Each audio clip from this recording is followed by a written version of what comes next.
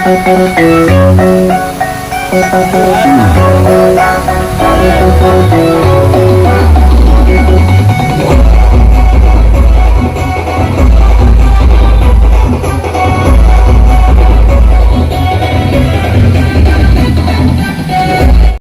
देश का संविधान, भारत के लोग, हम भारत के लोग भारत को एक संपूर्ण प्रबुद्ध संपन्न समाजवादी पथ निरपेक्ष लोकतंत्रात्मक गणराज्य बनने के लिए तथा उसके समस्त नागरिकों को सामाजिक, आर्थिक और राजनीतिक न्याय, विचार, अभिव्यक्ति, विश्वास, धर्म और उपासना, स्वतंत्रता, प्रतिष्ठा और अवसर की समता प्राप्त करने के लिए तथा उन सब में व्यक्ति की गर्मियां और राष्ट्र की एकता और अखंडता सुनिश्चित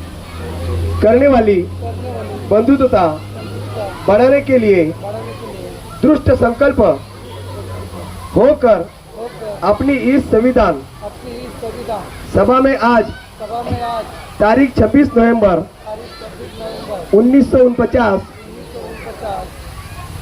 इस दिन संविधान आत्मसमर्पित करते हैं।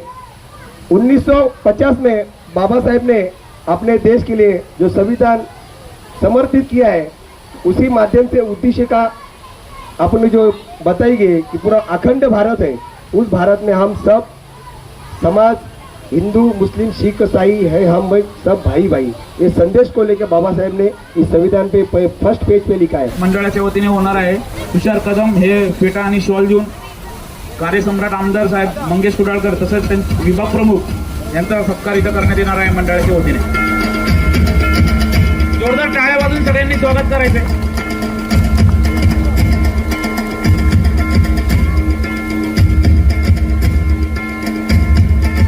जोरात टाळ्या वाजवून सगळ्यांनी स्वागत करायचंय।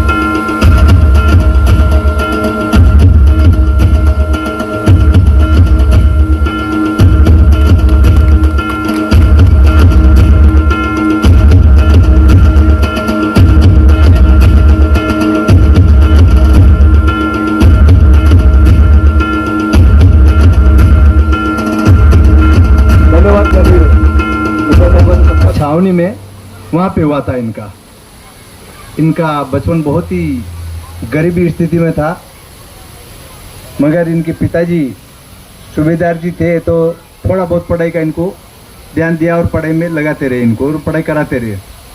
धीरे धीरे ये आगे बढ़ते गए।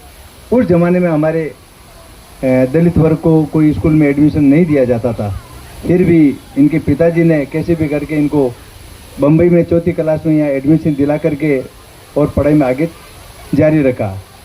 तो बाद में जैसे जैसे बाबा साहब को समझ आई कि यहाँ भाई भारत में रहते तो सभी लोग हैं, जीते सभी लोग हैं, मगर यहाँ समानता नहीं है।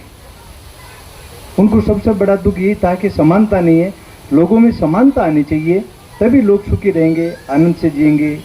तो उन्होंने सर्च भी चालू कर दिया और अपने बड़ौदा के गायकवाड़ साहब, उनका बहुत बड़ा हम आभारी हैं सभी भारतवासी, क्योंकि कभी कभी छोटे आदमी को अच्छा सा समर्थन मिल जाए ना तो वो बहुत आगे तक जाते हैं। मंगेश साहब आ गए, मंगेश साहब आए, चंदन पाटेकर जी पधारे हैं, इनका जोरदार तालियों से स्वागत करिए।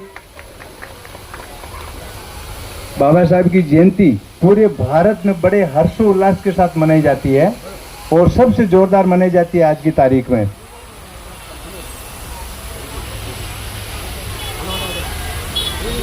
तो बाबा साहब का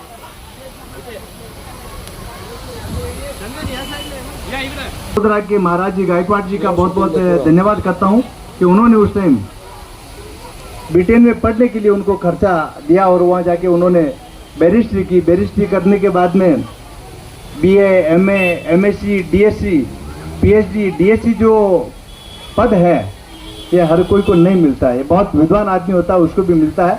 भारत में उन्होंने, मैंने सुना है कि 32 डिग्रियाँ प्राप्त की है। तो इतना ज्ञान भारत में आज भी किसी में नहीं है। इतने बड़े महान विद्वान और ज्ञान के मतलब धनी थे ये। और कोलंबिया यूनिवर्सिटी में इन्होंने PhD की और भारत का नाम रोशन किया। कम्बोडिया यूनिवर्सिटी में इनकी मेन गेट जो है वहाँ पे इनकी प्रतिमा लगी हुई है कि वो गर्व करते हैं कि एक ऐसा स्टूडेंट हमारी कॉलेज से निकला है जो पूरा भारत जैसे विशाल देश का संविधान लिखा है। वो आज भी गर्व महसूस करते हैं। विदेशों में भी कई लेबोरेटरी में कई संविधान के जो भवन होते हैं उन पे बाबा साहब की प्रतिमा लगी रहती है। पूरे विश्व में सबसे ज़्यादा आज की तारीख में बाबा साहब की मूर्ति है। पूरे विश्व में सबसे ज़्यादा यदि किसी व्यक्ति की, महान आदमी की यदि मूर्ति है तो बाबा साहब की है। और आज हिंदुस्तान में भी सबसे ज़्यादा मूर्ति है तो बाबा साहब की है। इसका कारण क्या है? बाबा साहब महान विचारक थे, महान समाज सुधारक थे। वो सबको एक समान देखना चाहते थे, इक्वल अपॉर्चुनिटी फॉर ऑल। उसमें कोई गरीबी नहीं, कोई अमीरी नहीं। अमीर है अच्छी बात है, मगर गरीबों को भी तो दुख नहीं देना चाहिए। उनका सोच जो महान एक सिद्धांत थी, बुद्ध भगवान को मानते थे। बुद्ध भगवान में ये विचारधारा थी, ऊंच नीच नहीं, कोई जात पात नहीं, सबको साथ लेके चलो, तभी ही समाज विकसित होगा, बढ़िया होगा, सुंदर होगा। क्योंकि सभी लोग यहाँ जब रहते हैं सभी सुखी हो तो समाज कितना सुंदर होता है। मेरे पड़ोस में तो बहुत दुखी है, उसकी कोई पूछने वाला ही नहीं है, वो कैसे जी रहा है, कैसे हाल में है। मगर बाबा साहब की इतना बड़ा विश्व को मतलब एक मानते थे, ऐसा उनका विचारधारा थी। अम निज परो व्यक्ति गणना लघु चिरता नाम तो वसुदेव उदार तिरिता नाम तो कुटुम्बकुम। मतलब उनका बहुत बड़ा ये एक नारा था दुनिया को समझने के लिए, ये मेरा ये तेरा, ये तो छोटे दिल वालों की बात है। उदार चरित्र वालों के लिए तो पूरा संसार ही मतलब उसका घर होता है। ये विचारधारा से दुनिया के, भारत के हर एक लोगों को, गरीब से लेके अमीर तक सबको उन्होंने जोड़ा। थोड़ी लोगों में भ्रांति हो गई कि ये गरीब तबके में जन्म लेने की वजह थोड़ा उनमें भ्रांति समझते हैं, मगर उनका विचार सबको एक समान था, सबको समान लेके चलने वाला था। जैसे कि देश प्रथा का उन्मूलन किया उन्होंने, संविधान में लिखा वो सभी जात बिरादरी में होता है। स्त्री का प्रताड़न होता है तो सभी जात बिरादरी में होता है। तो ऐसे कानून उन्होंने लगाया जो सभी जातों को समान रूप से लगाया। हाँ, गरीबों का भला करना उन्होंने प्रथम मतलब वो उद्देश्य रखा। और ये कोई बहुत बड़ी बात है, बहुत अच्छी बात है कि नीचे गिरे हुए तबकों को सम्मान की ज़िंदगी जीने की जो उन्होंने जो प्रेरणा ली और सबको उसका शुरुआत वैसे महाराष्ट्र में उन्होंने की। और महाराष्ट्र के जगह जगह में उन्होंने आंदोलन चलाए और सबको जागृत किया। उनका नारा था, शिक्षित बनो, संगठित बनो और आगे बढ़ो। शिक्षा का उनका ज्ञान देना बहुत बड़ा महान योगदान था, क्योंकि वो खुद शिक्षित थे, इसके लिए शिक्षा का महत्व जानते थे। शिक्षा प्राप्त करने से आदमी किसी के बहकावे में नहीं आता है, उसका माइंड ब्रॉड हो जाता है, सोचने समझने की सामर्थ्य आ जाती है और निर्णय लेने की कैपेसिटी आ जाती है। क्या भला है, क्या बुरा है, क्या नफा है, क्या नुकसान है। तो बाबा साहब का यही कहना था, शिक्षित बनो और आगे बढ़ो। तो भारत में कोई दुखी नहीं रहेगा। तो आज उनकी ही प्रेरणा से आज घर घर में आज बहुत कुछ लोग पढ़ लिख गए हैं। तो ये बाबा साहब की देन है। आज छोटा गरीब का हो चाहे बड़ा गरीब का हो, भारत का प्रत्येक वासी आज पढ़ता है। और पूरे भारत में इनकी आज जो महान गुणों की वजह इनकी पूजा की जाती है। हम हमारे पास पड़ोस में काका बाबा को नहीं पूछते हैं, मगर ये मूर्ति को देखा नहीं, मगर आज भी हमारे बीच में ये जिंदा है, हमारे दिल में जिंदा इनके विचार है ना। इनकी आत्मा चली गई मगर शरीर जो है, शरीर चला गया, आत्मा इनके हमारे अंदर में वसीमान है। आज जो बोलते हैं उनकी वजह से बोलते हैं। ये भारत के हर एक नागरिक के अंदर वसीमान है, क्योंकि ये सुरक्षा कवच लेके बैठे हैं। इसके लिए इनको याद रखते हैं लोग और दिल से याद रखते हैं, क्योंकि सबका भला किया, सबका कल्याण किया, सबका उत्थान किया। भारत जैसे विशाल देश का इन्होंने संविधान का निर्माण किया, ये बहुत बड़ा योगदान है। इसमें 7 सदस्य कमेटी में आए थे, प्रारूप समिति में इनको अध्यक्ष बनाया गया। सभी लोगों ने देखा भाई इतने भारत देश का ये विशाल संविधान लिखना हमारे बस में नहीं है, एक दो ने बीच में ही छोड़ दिया, बोले मैं ये काम नहीं कर पाऊंगा, मगर इन्होंने ये प्रतिज्ञा ली कि ये मुझे कार्य मिला है और भारत का संविधान बेखूबी 2 साल 11 महीना और 18 दिन लगा करके रात दिन एक करके उन्होंने अपना स्वास्थ्य का ध्यान नहीं रखा और संविधान को 26 नवंबर 1949 को संविधान को बना करके राष्ट्रपति जी डॉक्टर राजेंद्र प्रसाद जी को सौंप दिया। 26 जनवरी 1950 को देश को इसमें लागू किया। तब से भारत गणतंत्र देश है दुनिया का और सबसे बड़ा देश है। बाबा साहब एक मानव कल्याणकारी आदमी थे, वो एक पुरुष के रूप में देव थे। ये सच में जो सत्य पुरुष होता है वो देव ही होता है, देव तुल्य ही होता है, उसको हम देव ही मानते हैं। सबको साथ में लेके चलना, किसी का बुरा नहीं करना, सबको समान अवसर देना, सबके भले बुरे के बारे में सोचना, ऐसे महापुरुषों को हमारी आने वाली पीढ़ी हजारों वर्षों तक याद करेगी। और मैं तो बोलता जब तक सूरज चांद रहेगा, जब तक सूरज चांद रहेगा, जय भीम, जय महाराज, वंदे मातरम। भारतीय घटनेचे शिल्पकार परमपूज्य डॉक्टर बाबासाहेब आंबेडकर यांच्या 132व्या जयंतीनिमित्त सर्व धम्मबंधूंना खूप खूप शुभेच्छा।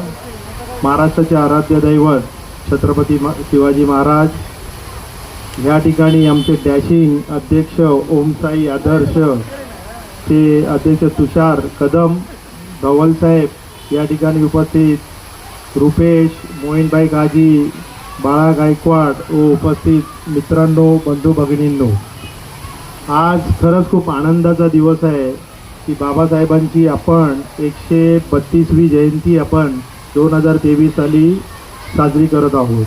मित्रांनो, बाबासाहेबबद्दल जर बोलायचं झालं तर त्यांच्याबद्दल मी 2 गोष्टी सांगेल की आपल्या भारतावर ईस्ट इंडिया कंपनीने 150 वर्ष राज्य केलं आणि त्या अंग्रेजांना, ब्रिटिशांना बाबासाहेब एक अशी व्यक्ती भेटली देशात, त्यांचा स्वभाव बघून, त्यांच्या डिग्र्या बघून आणि त्यांचा अभ्यासू सगळं नेचर बघून त्या ब्रिटिश लोकांना, ईस्ट इंडिया कंपनीला हे कळलं की भारतात एक असा व्यक्ती आहे जो भारत देश चालू शकतो। म्हणून त्यांनी देश आझाद व्हायच्या आधी बाबासाहेबांना लेबर मिनिस्टर बनवलं होतं आणि जेव्हा ते लेबर मिनिस्टर होते त्यांच्या गव्हर्नमेंटमध्ये, ब्रिटिश गव्हर्नमेंटमध्ये, त्यांनी 2 GR पास केले होते। एक, जे लेबर लोकांना जे वर्किंग आवर्स होते ते ब्रिटिश काळात 12 तास होते, ते बाबासाहेबांमुळं, बाबासाहेबांची पुण्य आहे, ते 12 तासाचे 8 तास हे बाबासाहेबांनी केले। मग परत महिलांसाठी जे मॅटर्निटी लीव होतं, मॅटर्निटी लीव ते आधी द्यायचे नाही, तर बाबासाहेबांनी ते GR त्या काळात पास करून घेतलेलं की मॅटर्निटी लीव आता जे महिला घेतात आणि 1 वर्ष त्यांना ती फॅसिलिटी भेटी विथ पे, की बाबासाहेबांची पुण्य आहे। आपल्या देशात खूप मोठ्या घडामोडी झाल्या। 26 मे 2014 साली जेव्हा देशाचे पंतप्रधान आदरणीय मोदी साहेब सत्तेवर आले तर त्यांचं पहिलं वाक्य होतं, बाबा साहब नहीं होते तो मैं प्राइम मिनिस्टर नहीं बनता। तर बाबासाहेबांना मानणारा वर्ग 90च्या काळात जेव्हा आम्ही शाळेत होतो तर त्यावेळी बाबासाहेबांना खूप कमी लोक अभ्यास करत होते त्यांच्याबद्दल, पण आज आपल्या देशामध्ये एवढी जागरूकता निर्माण झाली आहे की बाबासाहेबांना आपल्या देशातील 60, 70, 80% लोक समजायला लागले। बाबासाहेबांची जी पुण्य आहे, त्यांचं कार्य जे आहे, एवढं बोलावं तेवढं कमी आहे। मी जास्त वेळ घेत नाही, खूप मान्यवर पण आहेत इथे बोलणारे माझ्या नंतरचे, म्हणून मी माझं 2 शब्द संपवतो व पुन्हा एकदा बाबासाहेबांच्या 132व्या जयंतीनिमित्त सर्वांना मनपूर्वक शुभेच्छा देतो। डॉक्टर बाबासाहेब आंबेडकरांचा धन्यवाद। भारतीय संविधान चे शिल्पकार भारतरत्न परमपूज्य सन्माननीय बाबासाहेब आंबेडकर, तसेच महाराष्ट्राचे आराध्य दैवत श्री छत्रपती महाराज यांना अभिवादन करून आज जयंतीत आपले 2 शब्द बोलतोय. बाबासाहेबांबद्दल जेवढं बोलावं तेवढं कमीच आहे, कारण त्यांचं समाजासाठी सर्वात मोठं योगदान आहे. समाजातील तळागाळातील लोकांना त्यांनी मान सन्मानने कसं जगायचं ते शिकवलं. समाजासाठी त्यांनी आपल्याला स्वतःला समाजासाठी वाहून घेतलं आणि समाजाचा नेहमी विचार केला आणि समाजासाठी काय मिळेल याचा विचार करा. स्वतःचा कधी त्यांनी स्वार्थ बघितला नाही. फक्त समाजातील लोकांसाठी त्यांनी आपलं जीवन पूर्ण स्वार्थी लावलं. अशा महान व्यक्तीची आज 132वी जयंती आहे. आणि त्या जयंतीनिमित्त मी सर्वांना आज शुभेच्छा देतो. आणि त्या समाजातील प्रत्येक घटकाला साहेबांनी एकच सांगितलं की शिका, संघर्ष करा आणि आपल्या हक्कासाठी कधी कोणासाठी घाबरू नका, कोणाकडे हातपाय पसरू नका. समाजातील प्रत्येक व्यक्तीच्या हक्कासाठी संघर्ष करा. ही मोठी गोष्ट आज त्यांनी आपल्या सर्वांपर्यंत पोचवली आणि त्यांच्याच विचाराने आणि त्यांच्या पावलावर आपल्याला चालायचे आणि त्यांचे विचार असेच जिवंत ठेवायचे समाजासाठी आणि त्याच्यात काय ना काहीतरी सामाजिक हिताचं काम करायचं आहे हे आपल्याला विसरता कामा नये. आणि आज नवल साहेबांनी त्यांच्या चरित्राबद्दल आणि त्यांच्याबद्दल केलेल्या कृत्याबद्दल खूप काही सांगितलं. मी ऐकत होतो मनापासून. खूप सुंदररित्या त्यांनी त्याचं अवलोकन केलं आहे आणि असंच आपण सर्वांनी त्यांचे विचार जिवंत ठेवायचे आहेत. एवढंच बोलून मी माझे 2 शब्द संपवतो. जय हिंद, जय महाराष्ट्र.